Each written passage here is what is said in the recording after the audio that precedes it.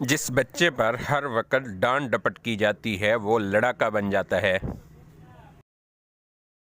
جس بچے کو معصوم چیزوں سے ڈرایا جاتا ہے وہ بزدل ہو جاتا ہے۔ جس بچے کا ہر وقت مذاق اڑایا جاتا ہے وہ احساس کمتری میں مبتلا ہو جاتا ہے۔ جس بچے پر ہر وقت تنقید کی جاتی ہے وہ نافرمان ہو جاتا ہے۔ جس بچے پر ہر وقت غصہ کیا جاتا ہے وہ نفسیاتی مریض بن جاتا ہے اور وہ بھی ذرا سی بات پر غصے کا عادی ہو جاتا ہے۔